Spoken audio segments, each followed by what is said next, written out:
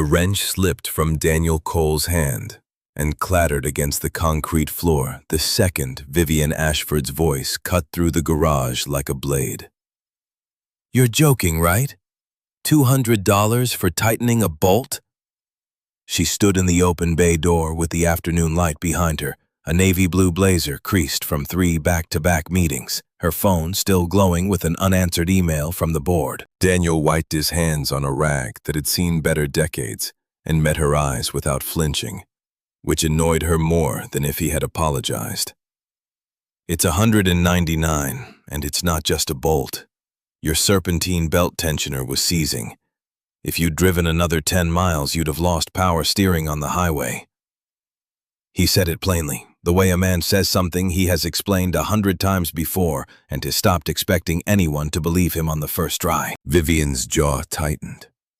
She had exactly 11 minutes before she needed to be back at Ashford Global for a call with a lender whose patience was already fraying like the very belt Daniel had just replaced, and she did not have the bandwidth for what felt like a shakedown from a man in a stained blue coverall. Behind him, half hidden by a stack of tires, a small girl in a paint-splattered t-shirt sat cross-legged on an overturned bucket, coloring in a notebook with the concentration only a 6-year-old can summon. She glanced up when Vivian's voice sharpened, then quickly looked back down at her drawing as if she had learned that adults arguing was something you waited out rather than watched. Daniel's eyes flicked toward her for half a second, and something in his shoulders shifted, a kind of bracing Vivian didn't understand yet, but would remember later. "Look, I don't have time for this," Vivian said, pulling her card from her wallet with the brisk efficiency of someone used to solving problems with plastic. "Charge me the $99 we agreed on over the phone. I'm not paying for a service I didn't authorize." Daniel didn't reach for the card. "I called you before I did the work. Your assistant picked up and told me to just fix whatever was wrong. That money wasn't the issue." Vivian's eyes narrowed. "My assistant is not authorized to approve unbudgeted repairs." "Then maybe start answering your own phone," Daniel said, quiet, not unkind but not backing down either, and the words landed harder than either of them expected. For a moment, neither spoke. The garage smelled of motor oil and rubber, and somewhere a radio murmured a baseball game to no one in particular. Vivian looked at the invoice taped to the counter, the careful handwriting listing parts and labor in a script too neat for a man she'd assumed could barely read a torque spec. She looked at the girl on the bucket who had stopped coloring and was watching now with wide, careful eyes, the kind of stillness children learn when they've seen enough tension to know it sometimes turns into something worse. Something in Vivian's chest tugged sideways, an instinct she immediately smothered because she did not have time for instincts today. She had time for facts, and the fact was that she had budgeted $99 for this repair and would not be extorted into $100 more because a mechanic decided unilaterally that her car needed more than she asked for. "I'll pay the $99, she said again, sliding the card across the counter like a verdict. "Send me an invoice for the rest and I'll have my legal team review whether it was actually authorized." Daniel didn't take the card. He looked at her for a long moment, and there was something in his face that wasn't anger exactly, more like the particular exhaustion of a man recalculating in real time everything he'd assumed about a person he'd just met. "Keep your card," he said finally. "I'll eat the difference. Wouldn't want your legal team losing sleep over $99. The sarcasm was so dry it took her a second to register it as sarcasm at all, and by the time she did, he had already turned back toward the girl, crouching down to help her cap her markers with the gentle, practiced patience of someone who did this every single day without an audience. "Come on, Rosie. Let's get you home before your stomach starts talking louder than you do." The girl giggled, despite the tension still hanging in the air, and something about that laugh, so easy and untroubled, made Vivian feel suddenly irrationally small standing there in her tailored blazer with her card still out. She left without another word, because leaving was easier than examining the discomfort clawing up the back of her throat. In the car, merging back onto the interstate with her hands too tight on the wheel, she told herself it was principle, not cruelty. $100 was nothing to Ashford Global on paper, but principle was the one currency she'd been raised to never spend carelessly. Not since she was 9 years old, and watched her father lose an entire division because he trusted a partner's word instead of demanding it in writing. Her father, Charles Ashford, had built an empire on exactly that lesson, and Vivian had absorbed it so thoroughly that she sometimes forgot other people hadn't been handed the same curriculum. She told herself the mechanic had tried to take advantage of a wealthy client, that it happened constantly, that saying no was simply good business. She almost believed it by the time she reached the office tower on Meridian Avenue, its glass face catching the late sun like something that had never known a cracked windshield or a 6-year-old coloring on an overturned bucket. Inside, the atmosphere was worse than she'd braced for. Her father sat at the head of the conference table with his tie loosened and his reading glasses pushed up into gray hair that had gone entirely silver in the last 18 months, a change Vivian associated less with age than with the slow bleed of Ashford Global's cash reserves. Beside him, Marcus Whitfield, the company's longtime CFO and her father's closest confidant for over 2 decades, was speaking in the low, measured tone he used when delivering news he wanted to sound worse than it was, so that whatever he proposed next would sound by comparison like salvation. The Hendrick contract fell through, Marcus said, sliding a folder toward Charles without quite looking at Vivian. That leaves us short on the Q3 obligations, and Meridian Trust isn't going to extend the line without additional collateral we don't currently have. Charles rubbed his eyes, and for the first time in Vivian's memory, her father looked less like the man who taught her to never trust a handshake, and more like someone who badly needed to trust something. "There's another option," Marcus said, and something in his voice made Vivian look up sharply. Some faint, careful calibration she couldn't quite name yet, but would remember later once she understood what it meant. Alderidge Capital has expressed interest in a bridge investment. Their terms are steep, but they'd stabilize us through the next 2 quarters. Charles exhaled through his nose. Alderidge doesn't take meetings. Everyone in this city has tried to get a foot in that door for a decade. "Everyone except us, apparently," Marcus said, and there was the faintest, almost imperceptible smile at the corner of his mouth, gone before Vivian could be certain she'd seen it at all. "They reached out first. Whoever's making the decisions over there has been watching this company more closely than we realized." Vivian sat down slowly, the leather chair cool beneath her, and thought, without knowing why, of a girl on an overturned bucket, and a man who wiped grease from his hands, like it was something he'd stopped being ashamed of years ago. That night, unable to sleep, Vivian found herself scrolling through the Ashford Global vendor records out of nothing but restless irritation, looking for the invoice from the garage so she could at the very least confirm she hadn't been cheated. What she found instead was a payment history stretching back 3 years, dozens of small repairs on company vehicles, every single one billed at rates well below market average, several marked with handwritten notes reading "services waived, no charge," in a script she now recognized instantly. She sat back in her chair, the glow of the laptop washing pale light across her darkened apartment, and felt the first cold thread of doubt work its way beneath the certainty she'd carried out of that garage. It didn't fit the picture of a man trying to squeeze extra money from a stranger. It fit something else entirely. Something she didn't have a name for yet, and the not knowing sat in her stomach like a stone she couldn't swallow or spit out. She thought of the way he hadn't argued when she refused to pay, the way he'd simply absorbed the loss and walked away. The particular quiet dignity of a man who had clearly been underestimated before, and had long since stopped trying to correct people about it. She closed the laptop before she could look any further, telling herself it didn't matter that generosity to strangers didn't erase professional boundaries, that she'd done nothing wrong refusing an unauthorized charge.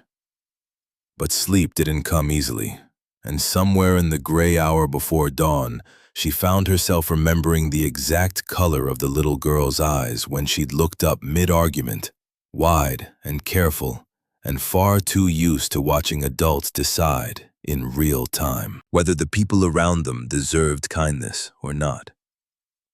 Vivian didn't know yet that the man she'd humiliated over $100 held in a folder on Marcus Whitfield's desk the single signature capable of saving or sinking everything her family had built. She didn't know that somewhere across the city, Daniel Cole was standing at his kitchen window with his daughter finally asleep down the hall, staring at a phone he hadn't answered in 3 days. A name on the screen he had spent 5 years trying to forget belonged to him at all. The Meridian Trust call came in at 9 sharp, and Vivian watched her father's knuckles whiten around his coffee cup as the loan officer on the other end explained in the careful language bankers use when they mean no, but wanted to sound like maybe, that Ashford Global's current collateral position wouldn't support an extension without additional guarantees. Charles thanked the man with a warmth that cost him visibly hung up, and sat in silence long enough that Vivian reached over and turned off the speakerphone herself, as though muting the dial tone could undo what had just been said. 26 years, Charles murmured, not quite to her, more to the window and the skyline beyond it. I built this from 4 employees in a rented office above a dry cleaner. And I'm going to lose it because Hendrik got cold feet on a shipping contract. Vivian reached for his hand, an old habit from childhood neither of them ever fully outgrew, and found it steadier than she expected. We're not losing anything yet. Marcus said Aldridge reached out. Let's hear what they want before we assume the worst. Marcus arrived 20 minutes later, with a leather folder that seemed to Vivian disproportionately thin for something meant to save an empire. He laid out the terms with practiced ease, a bridge loan of $19 million, structured as convertible debt, interest deferred for 18 months, full repayment or equity conversion after that window closed. It was generous, almost suspiciously so, for a firm known throughout the industry for extracting maximum leverage from companies at their weakest. Why would they offer terms this favorable? Vivian asked, turning the page over as if the answer might be printed on the back. Companies like Aldridge don't do charity. Marcus adjusted his glasses, and there it was again, that small private flicker at the corner of his mouth that Vivian was starting to notice more than she wanted to. Perhaps they see long-term value in a partnership. Or perhaps, he added, folding his hands, someone over there has a personal stake in seeing Ashford Global survive. Either way, I'd advise against looking a gift horse in the mouth when the alternative is bankruptcy proceedings within the quarter. Vivian didn't like the phrase gift horse. It implied someone was giving something away, and in her experience, no one in this industry gave anything away without expecting a return that dwarfed the original gift. But she also understood, watching her father's shoulders sag with something dangerously close to relief, that this conversation wasn't really about her instincts. It was about whether the man who'd raised her alone after her mother's death, who'd taught her every rule she lived by, would still have a company to hand down in 5 years. I want to meet whoever's making this decision, she said, before anyone signs anything. Marcus's expression flickered just slightly into something that might have been discomfort or might have been calculation, and Vivian filed the distinction away for later without quite knowing why it mattered yet. Aldridge doesn't do in-person meetings for deals at this stage. Everything routes through their legal counsel. I've already scheduled a call with their attorney for Thursday. Then I'll be on that call, Vivian said, and something in her tone closed the subject before Marcus could suggest otherwise. She spent the rest of the day buried in due diligence, cross-referencing every public filing Aldridge Capital had ever made, which turned out to be remarkably few for a firm that size. The fund had no listed executives beyond a rotating cast of managing directors who seemed to exist purely on paper, no headquarters address that matched any building she could find on a map, no interviews, no press releases, nothing beyond a bare-bones website and a track record of quiet, precise investments in companies just before they either collapsed or rebounded spectacularly. It read less like a hedge fund and more like a ghost that occasionally decided who lived and who didn't. She was still scrolling through a decade-old bankruptcy filing that mentioned Aldridge in a single footnote when her phone buzzed with a message from the law office handling the deal, confirming Thursday's call and attaching a brief bio of the fund's controlling partner for context. She opened the attachment, expecting a stock photo and a paragraph of manufactured corporate gravitas. What she found instead was nothing. A blacked-out redaction where a name should have been a note explaining that the controlling partner's identity was protected under a confidentiality provision established after what the document vaguely referred to as a prior security incident. Vivian stared at the redacted line for a long moment, an unfamiliar unease settling in her chest, the kind she associated with reading a contract clause too favorable to be accidental. She thought of Marcus's flicker of a smile, of her father's relief of the word gift horse.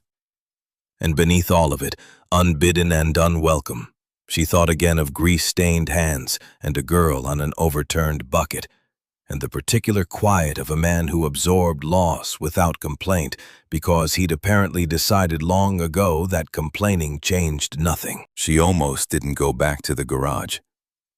She told herself there was no reason to, that her car ran fine, that whatever strange coincidence her mind kept trying to construct between a mechanic and a faceless investment fund was simply exhaustion talking. But by Wednesday afternoon, with the Thursday call looming and her nerves fraying at the edges, she found herself driving past the garage anyway, telling herself she was only checking whether they'd properly logged the invoice for her legal team's review. Nothing more. The bay door was open again, and Daniel was underneath a pickup truck that wasn't hers, only his boots visible from where she parked. Rosie once again perched nearby, this time doing homework at a folding table someone had clearly set up specifically for her, complete with a juice box and a battered stuffed rabbit propped against a toolbox, like a small patient chaperone. "You're back," Daniel said, sliding out from under the truck when he heard her footsteps, wiping his hands on the same rag, or one exactly like it. There was no hostility in his voice, only a flat, careful neutrality that somehow stung more than anger would have. Invoice dispute finally resolved. "I wanted to ask you something," Vivian said, surprising herself with the honesty of it, since she'd arrived with a lie half-prepared about paperwork. "Do you know anything about a fund called Aldridge Capital?" Something shifted behind Daniel's eyes, so brief she might have imagined it if she hadn't been watching so closely. A flicker, like a door opening an inch and shutting again before anyone could see what was behind it. "Why would I know anything about a hedge fund?" he said, and his voice had gone carefully, even the tone of a man choosing each word like he was diffusing something. "It's involved in a deal with my father's company," Vivian said, watching him now with the same attention she gave hostile negotiators across a boardroom table. "I just wondered if the name meant anything to you. You seem like someone who pays attention to things." Daniel's jaw tightened almost imperceptibly, and for a moment Vivian thought he might actually answer her honestly. Instead, he glanced toward Rosie, who was humming to herself over a math worksheet, oblivious, and something in his posture softened back into deliberate, protective calm. "I fix cars," he said. "I don't know anything about hedge funds." It wasn't quite a lie, Vivian thought, but it wasn't the whole truth either, and she'd spent enough years across negotiating tables to recognize the particular texture of an answer, engineered to be technically accurate, while concealing everything that mattered.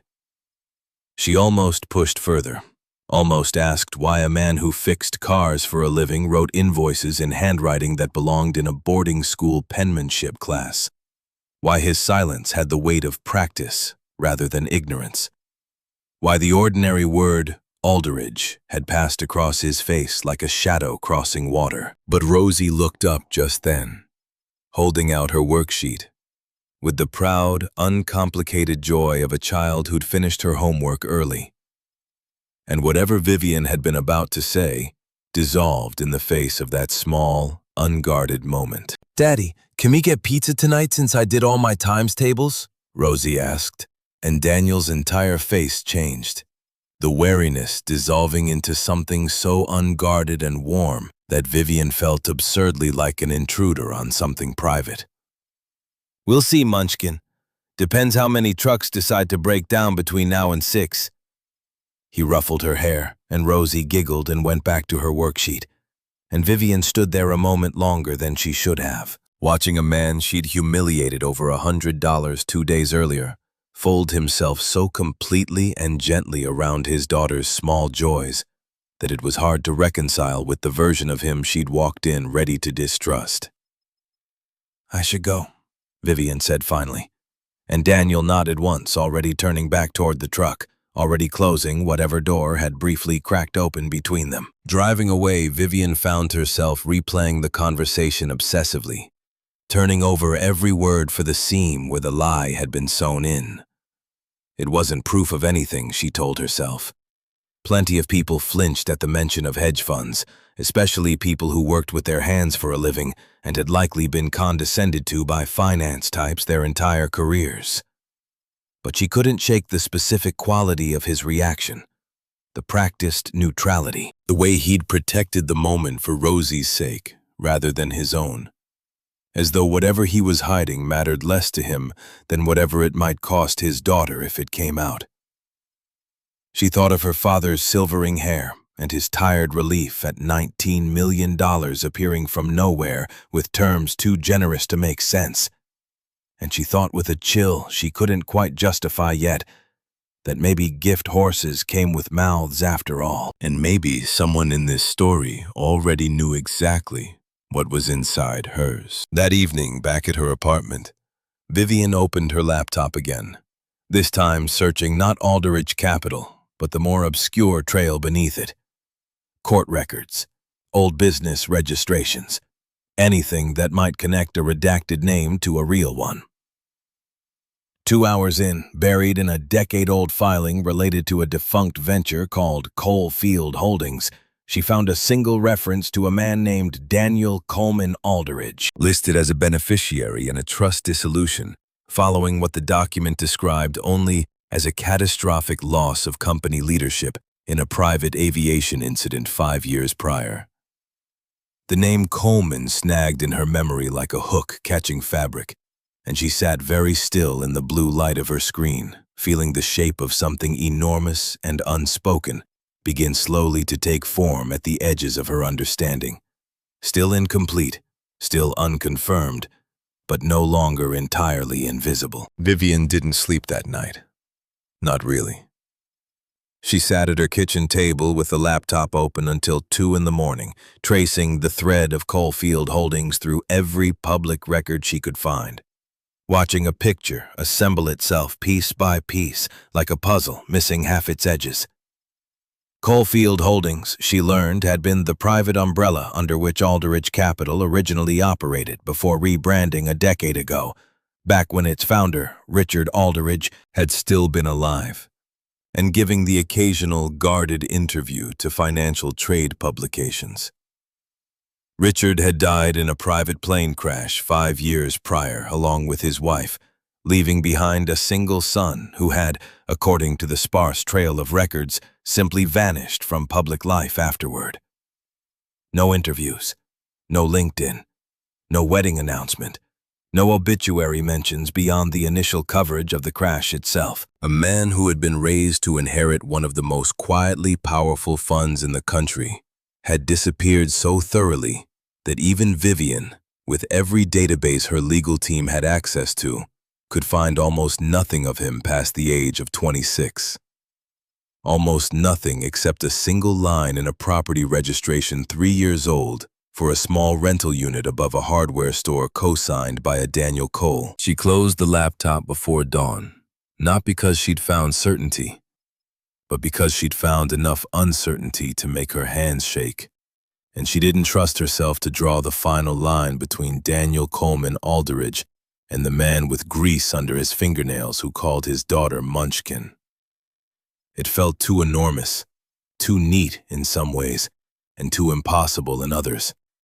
The kind of thing that belonged in a story, rather than in the actual architecture of her father's survival. But by mid-morning, unable to focus on anything at the office, unable to sit through a single line of the merger documents her assistant had left on her desk, she found herself once again steering her car toward the garage, this time without any pretense of an excuse prepared. She arrived just as a delivery truck was pulling out of the lot, its driver waving at Daniel with the easy familiarity of a regular, and she watched from her car for a moment before getting out. Watched Daniel crouch down to examine something beneath the truck's front axle with a focus that had nothing performative in it. No awareness of an audience, just competence exercised for its own sake. There was something different about watching him now, knowing what she suspected, seeing the same broad shoulders and calloused hands, but unable to unsee underneath them the ghost of a boardroom he might have been raised to occupy instead. She got out of the car slowly, and Daniel looked up, and something in his expression shifted when he saw her face. Some recognition that this visit wasn't about invoices or Aldridge Capital in the abstract anymore. "We need to talk," Vivian said, and her voice came out steadier than she felt. Daniel straightened, wiped his hands, and glanced toward the folding table where Rosie usually sat, empty today, presumably at school. "She's got class until 3, he said, as if reading the direction of Vivian's glance, and something in the careful way he said it told her he understood exactly why she'd waited for this. "Say what you came to say." Vivian took a breath. "Richard Aldridge had a son who disappeared after the crash that killed his parents.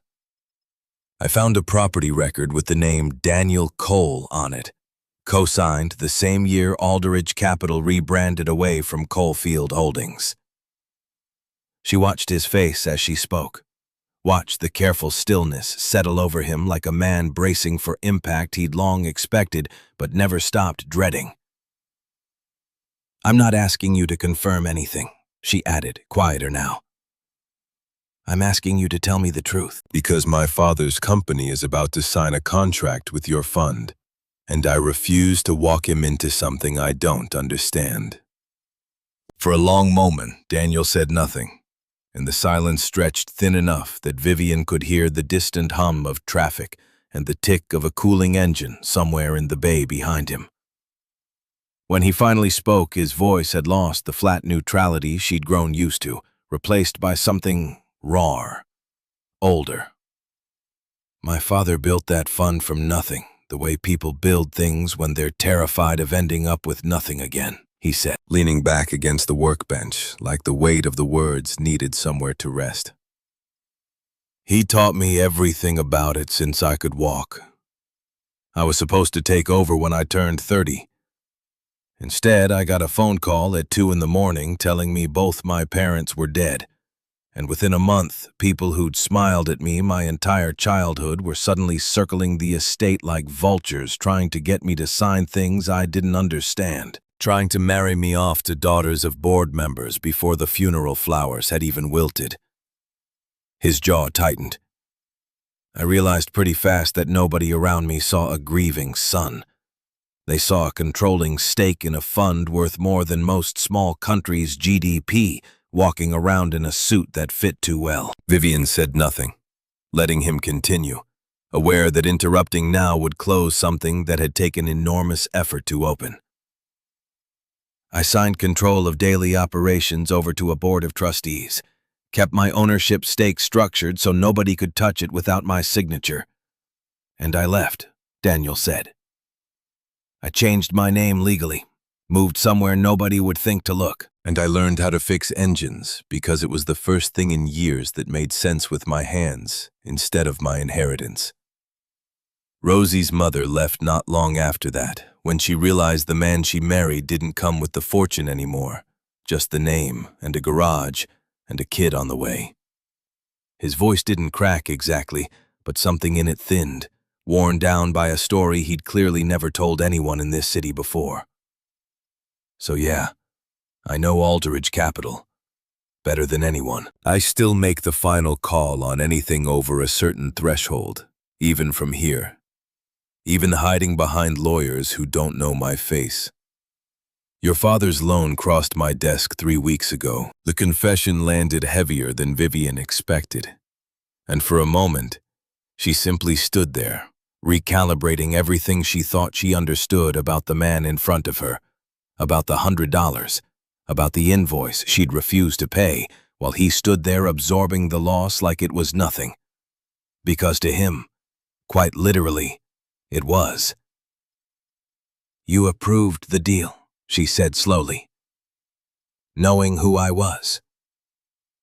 Daniel's eyes met hers, steady now, some old defensiveness returning to guard the rawness he'd just exposed. "I approved it because your father built something real, something worth saving, regardless of who his daughter turned out to be."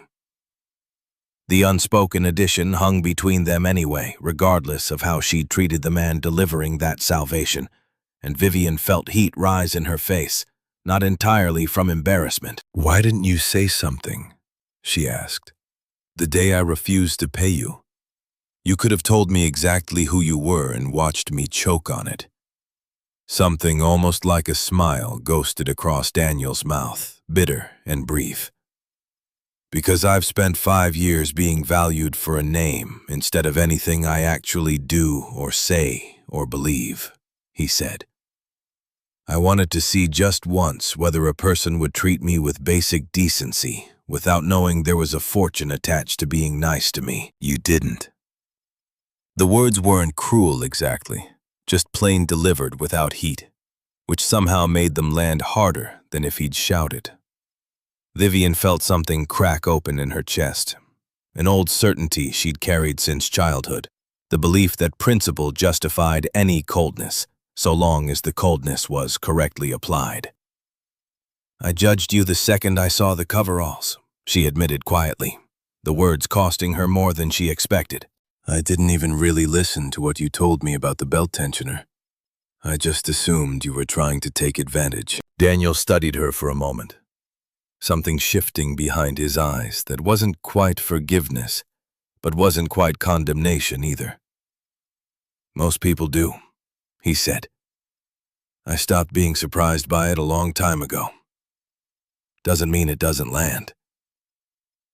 Somewhere behind them, a car pulled into the lot, and the moment fractured, practicality reasserting itself the way it always did in Vivian's life. Deals and appearances and timelines crowding back in before she could sit with the discomfort a moment longer. "Thursday's call," she said. "You'll be on it. Behind the redaction, I assume." "I'll be on it." Daniel confirmed, some of the careful neutrality sliding back over his features like a shield reassembling itself piece by piece. "But nothing changes about the terms. Your father's company gets exactly what was offered regardless of anything that happened between you and me." Vivian nodded, though something in her chest didn't feel satisfied by the clean professional boundary he'd just drawn. Some part of her that wanted absurdly for things between them to matter beyond a loan agreement, though she couldn't yet name why that mattered so much. She left the garage that afternoon with far more than she'd arrived carrying. The shape of an entire hidden world settling uneasily inside her. The knowledge that the man she'd dismissed over $100 held her father's company in the palm of a hand still calloused from honest work he'd chosen over a birthright he'd never wanted.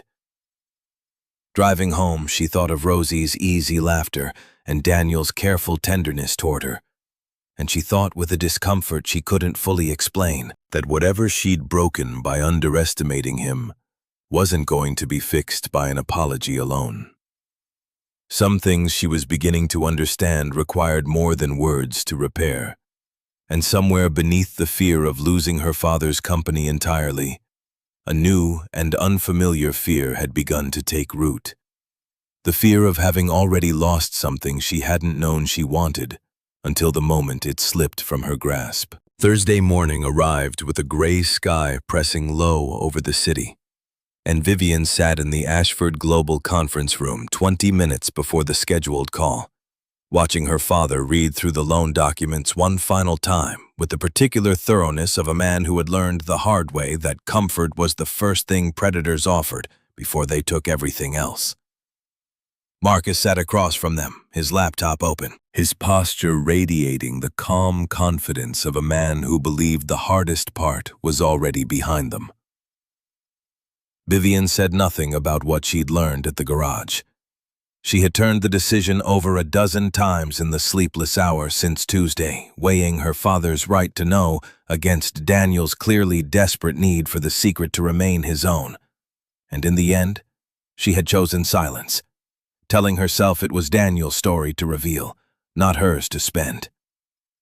She told herself that, and mostly believed it, though a smaller, more honest part of her suspected she was also protecting something else, some fragile possibility she wasn't ready to examine in daylight. The call connected at exactly 10, and a voice Vivian didn't recognize introduced itself as legal counsel for Alderidge Capital Professional, and clipped, running through the terms of the bridge loan with the practiced cadence of someone who had recited the same paragraph 100 times before. Vivian listened for any trace of Daniel underneath the formality, some inflection she might recognize from garage conversations and stolen confessions. But there was nothing. Just careful corporate language moving steadily towards signatures. Her father asked a handful of sharp, necessary questions about repayment triggers and equity conversion thresholds, questions that betrayed how many similar calls he'd survived over 3 decades of building something from nothing. And the answers came back measured and reasonable. More reasonable, Vivian thought, than any predatory fund had reason to be. She kept waiting for the catch, the hidden clause designed to swallow the company whole once the ink dried. But it never came. It was infuriatingly and almost unbelievably exactly what it appeared to be. A lifeline extended without cruelty. Then 40 minutes into the call, everything changed. Marcus's phone buzzed against the table and he glanced down at it with an expression Vivian had learned over the last 2 days to watch for very carefully. He excused himself with a murmured apology about needing to step out, and something about the abruptness of it, the way his eyes wouldn't quite meet Charles's as he left the room, sent a current of unease through Vivian that she couldn't immediately name. She excused herself moments later under the pretense of refilling her water, and found him in the hallway outside, voice low and urgent, speaking to someone about moving the numbers before the audit lands, and the Hendrick contract falling through exactly on schedule. Vivian froze against the wall, her pulse loud in her ears, understanding with sudden, sickening clarity that the crisis threatening to sink her father's company hadn't been an accident at all. She confronted him the moment he hung up, her voice low but unmistakably furious. "What numbers, Marcus? What audit?" His face went through several expressions in rapid succession: calculation, denial, and finally, when he saw there was no route around her, a kind of resigned defiance. "Your father's company has been carrying my debt for 2 years, he said quietly, glancing down the hallway to make sure they were alone. "I made some investments that didn't pan out the way I promised certain people they would. I needed liquidity, and I needed it quietly. So I steered the Hendrick contract into collapse to create urgency for a deal I could control from the inside. Alderidge's terms looked generous because I structured the conversion clauses to route a controlling equity stake through a shell entity I manage once the loan converts in 18 months. Your father saves his company on paper, but I end up owning enough of it to make every decision that matters." He said it almost matter-of-factly, a man laying out a business plan rather than a betrayal. And Vivian understood with a cold clarity that made her stomach drop that Marcus hadn't done this out of malice toward her family specifically. He'd done it because he was drowning in a debt of his own and had simply chosen the nearest solid ground to climb onto, regardless of who he had to push under to reach it. "You engineered Hendrik's collapse," Vivian said, her voice shaking now despite every effort to keep it level. "You've been advising my father for 20 years. "I've been protecting your father for 20 years, Marcus snapped back, some genuine anger breaking through his composure for the first time. "Do you have any idea how many mistakes I've quietly cleaned up so he could keep believing he built all of this through pure integrity? I'm not the villain here, Vivian. I'm just someone who ran out of time to fix my own problems before they collided with his." The rationalization hung between them thin and self-serving, and Vivian felt something in her harden into resolve, even as fear clawed up her throat. "The loan documents," she said. "The conversion clause. Show me exactly where it's buried." Marcus's jaw tightened. "It doesn't matter. It's already been reviewed by Aldridge's counsel and approved. Once your father signs, there's no unwinding it without triggering default penalties that would bankrupt him faster than the original crisis would have." Vivian didn't wait to argue further. She walked straight back into the conference room past her father's questioning glance and picked up the phone still connected to the call. "I need to speak with the controlling partner directly," she said, her voice steadier than she felt. "Not counsel, not a representative, the actual decision-maker at Aldridge Capital." There was a pause on the line, a muffled exchange of voices, and then, after a silence that stretched long enough for Vivian's heartbeat to fill it completely, a voice she recognized instantly, stripped now of grease and coveralls, but unmistakably the same. "This is Daniel Aldridge," he said, and Charles's head snapped up in confusion at the unfamiliar name, at the sudden shift in his daughter's posture. "I'm listening, Vivian." She laid it out as fast and precisely as she could.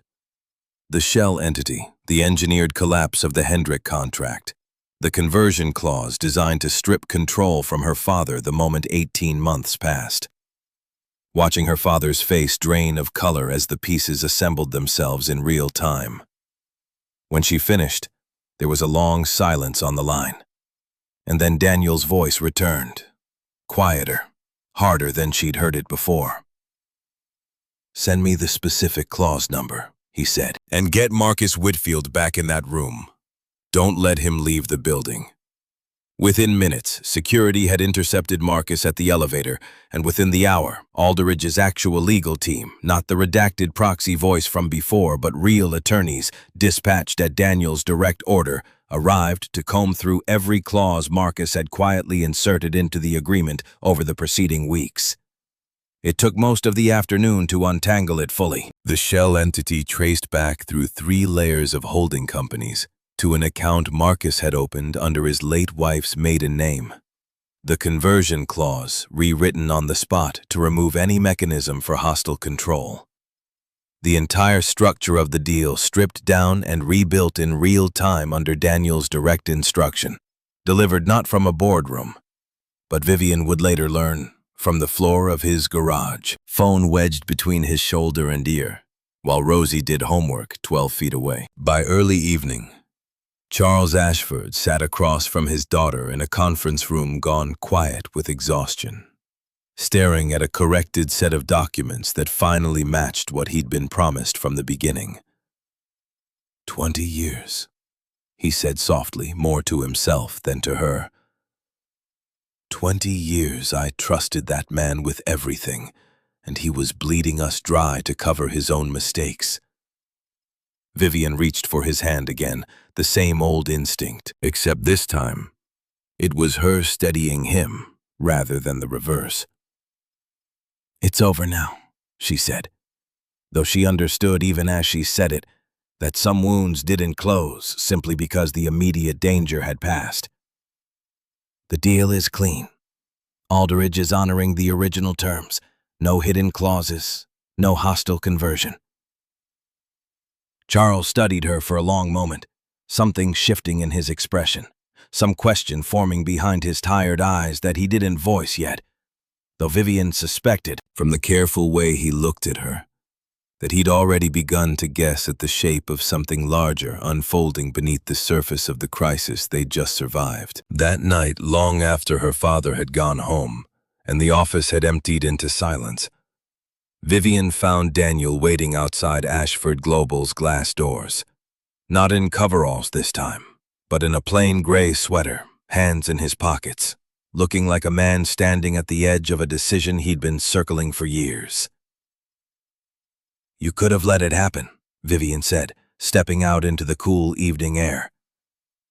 "You could have let Marcus take the company out from under my father and walked away clean. Kept your secret intact. Never had to deal with any of this." Daniel's expression was unreadable in the dim light of the street lamp. "I thought about it," he admitted with a bluntness that surprised her. "For about 4 seconds right after you told me what he'd done. Then I thought about what it would mean to let an innocent man lose everything because I was too afraid of my own name to intervene properly." He paused, jaw tightening slightly. "I've spent 5 years hiding from a version of myself I associated with vultures and false smiles. But hiding doesn't make me a good person. It just makes me absent when it matters." Vivian studied him, the exhaustion in his face, the particular rawness of a man who had spent an entire day dismantling a betrayal from behind a phone line, while his daughter colored 12 feet away, unaware that her father had just quietly saved a stranger's empire. "Why didn't you let your team handle it from a distance?" she asked. "Why get involved so directly?" Daniel exhaled slowly, and when he answered, his voice had lost its careful neutrality entirely. "Because it was your father," he said simply. "And because it was you who called, not some assistant, not some lawyer. You looked me in the eye 3 days ago and told me the truth about how you'd misjudged me, and it would have been easy to let that be a nice, tidy little apology that changed nothing. But you called me the second you understood something was actually wrong, even knowing what it might cost you to be wrong about me twice." The words settled between them heavily, and Vivian felt something in her chest ache in a way she hadn't expected. Some tender, unguarded place she'd spent years keeping locked beneath spreadsheets and shareholder reports. "I judged you over $100, she said quietly. "And you just saved my father's entire company."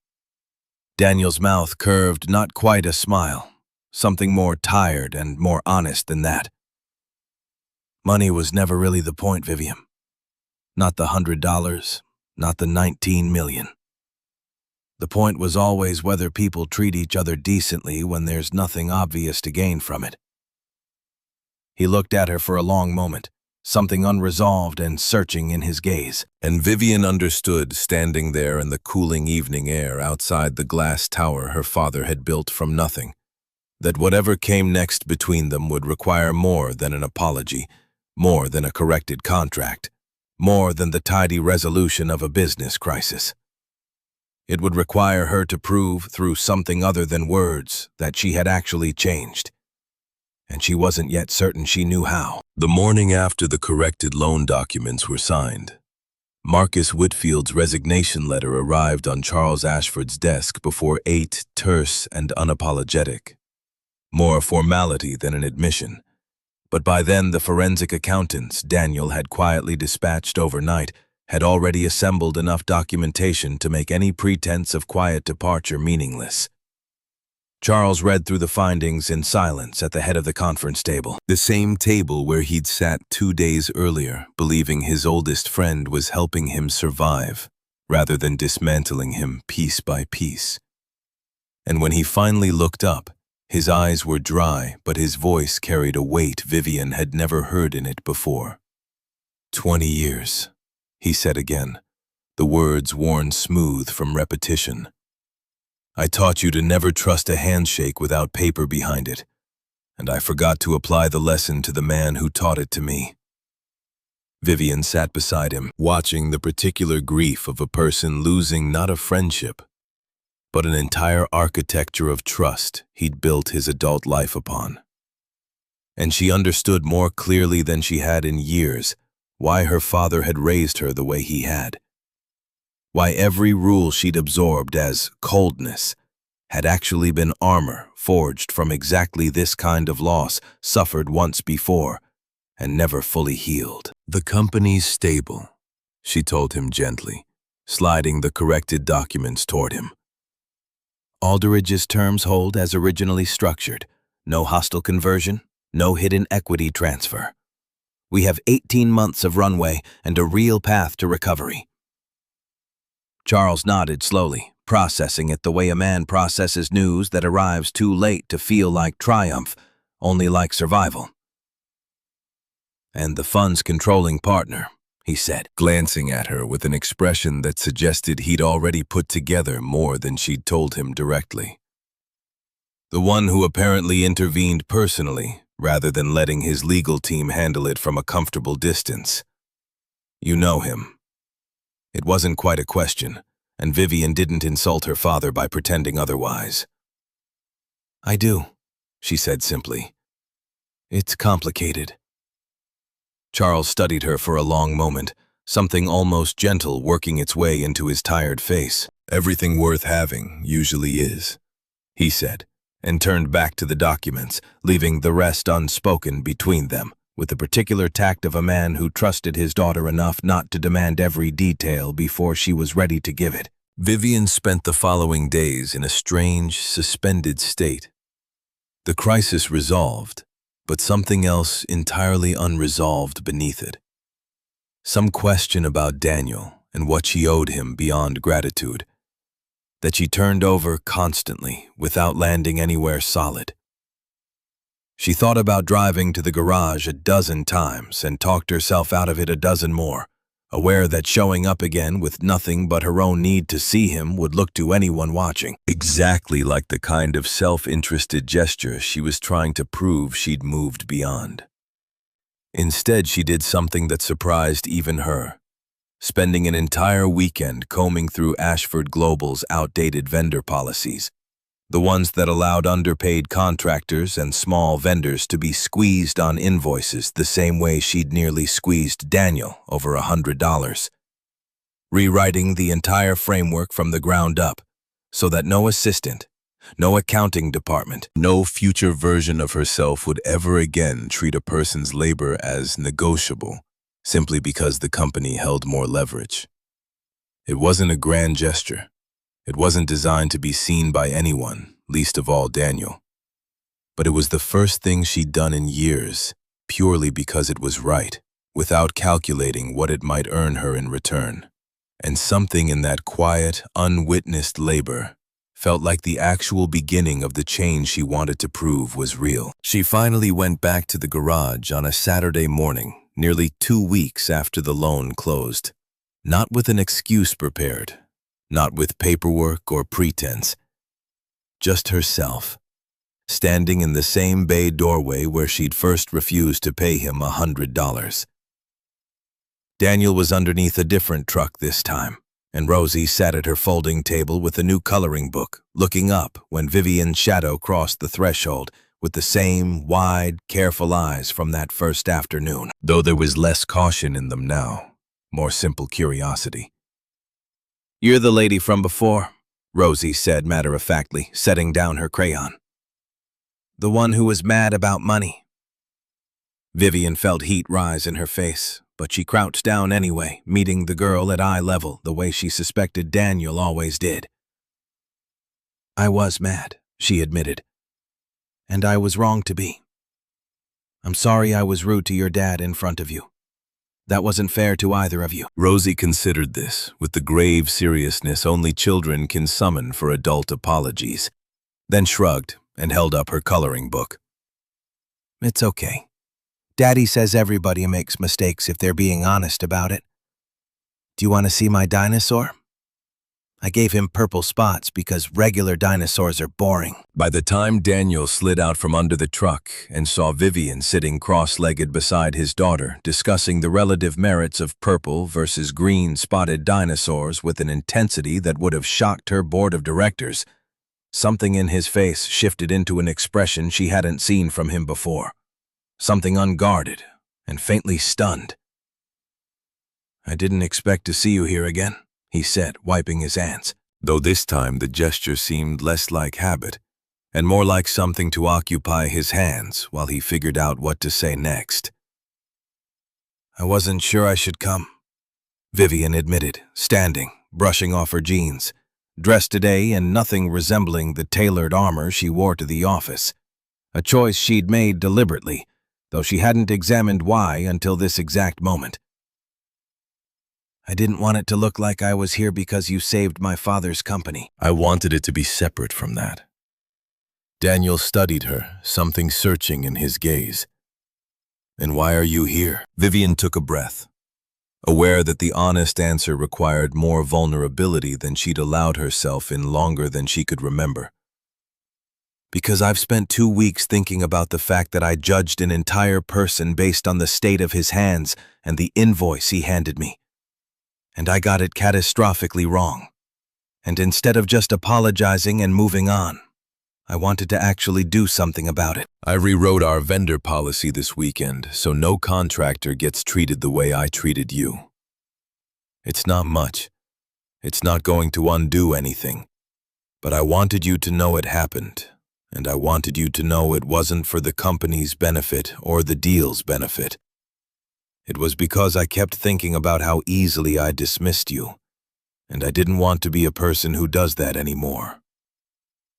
Daniel was quiet for a long moment, long enough that Vivian felt the familiar anxiety of exposure creep up her spine, the particular fear of having said too much to someone who might not want to hear it. But when he finally spoke, his voice had none of the careful neutrality she'd grown used to. "That's not nothing," he said quietly. "That's actually a pretty significant thing, Vivian." They talked for over an hour that afternoon, sitting on overturned buckets, while Rosie colored between them, offering unsolicited commentary on their conversation with the blunt honesty only a 6-year-old possesses. At one point, informing Vivian that she talked too fast when she was nervous and should maybe try breathing like they did at school before tests. Daniel told her in fragments about the years since the crash, about learning to fix engines from a retired mechanic 3 towns over, who'd never once asked about his past, about the particular relief of being valued for something he'd built with his own hands, rather than something he'd been born into. Vivian told him haltingly at first, and then more freely, about her mother's death when she was 9, about the specific lesson her father had extracted from every subsequent betrayal, about how she'd absorbed caution so thoroughly it had calcified into something closer to suspicion, a reflex she was only now beginning to recognize as a wound rather than wisdom. Neither of them apologized again exactly, but something in the exchange felt like an apology anyway. 2 people laying out the shape of their damage so the other could understand why they'd behaved the way they had, without excusing it, only explaining it. The weeks that followed unfolded slowly, deliberately. Neither of them rushing toward anything neither was ready for. Vivian came by the garage on weekends, sometimes with coffee, sometimes with nothing but time, learning gradually the rhythms of Daniel's life, the way he timed his work around Rosie's school schedule with a precision that would have impressed even the most disciplined executive, the way he still occasionally flinched at unexpected phone calls from unfamiliar numbers. Old instinct from years of being hunted by people who wanted access to his fortune rather than his company. She learned that he still managed Aldridge Capital's major decisions from a laptop at his kitchen table late at night after Rosie fell asleep, that he'd quietly redirected a portion of the fund's returns over the years into scholarship programs for kids like the ones he saw at Rosie's school, kids whose parents worked with their hands and rarely got offered the benefit of the doubt. She learned that his caution around her wasn't about doubting her sincerity so much as protecting himself from the particular vulnerability of being wanted for who he actually was, rather than what he represented. A vulnerability he'd apparently never fully trusted anyone with since his parents died. It was Rosie, in the end, who forced the issue neither adult seemed willing to name directly. On a Sunday afternoon, nearly 2 months after the loan closed, while Vivian sat at the garage helping her with a school project about family trees, Rosie looked up with the same unflinching directness she brought to every conversation and asked, "Are you and Daddy going to get married? Because Mrs. Pearson at school says grown-ups who blush around each other usually do." Daniel, who had been close enough to hear, dropped the wrench he'd been holding for the second time in this story. And Vivian felt heat flood her face in a way that made Rosie's observation retroactively accurate. "Rosie," Daniel said, mortified, "that's not really something you ask people." "Why not?" Rosie said reasonably. "It's a normal question. You always tell me honest questions are good questions." Vivian, laughing despite herself, met Daniel's eyes across the garage, and something passed between them in that moment, unspoken but entirely mutual. An acknowledgement neither of them had quite been ready to voice, but both had clearly been circling for weeks. That evening, after Rosie had gone to sleep at her grandmother's for the night, Daniel walked Vivian to her car. The same bay doorway where their entire story had begun, with a $100 dispute now lit gold by the setting sun instead of harsh afternoon light. "For what it's worth," Daniel said, leaning against the frame, "she's not wrong about the blushing." Vivian smiled, feeling something in her chest loosen that had been tight since childhood, since the funeral she barely remembered, and the lessons about trust that had followed it. "I used to think love was something you negotiated for like everything else," she admitted.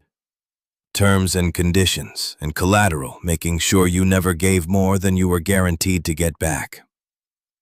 I'm starting to think that's exactly backwards." Daniel reached out, tucking a strand of hair behind her ear with a gentleness that felt entirely unfamiliar and entirely right at once. "I spent 5 years hiding, because I thought the only way to know if someone loved me was to make sure they had nothing to gain from it," he said quietly. "But you already knew what I had to gain or lose by the time you came back that second day. And you came back anyway, not for the deal, not for the money. You came back for Rosie's dinosaur drawings and an apology nobody would have made you give." He paused, something vulnerable moving across his face. "That's not nothing either, Vivian." She kissed him, then finally. In the same doorway where she'd once thrown $100 bills worth of contempt at a man she hadn't bothered to see clearly. And the kiss carried none of the caution either of them had built their lives around, only the particular relief of two guarded people finally choosing to be unguarded with each other.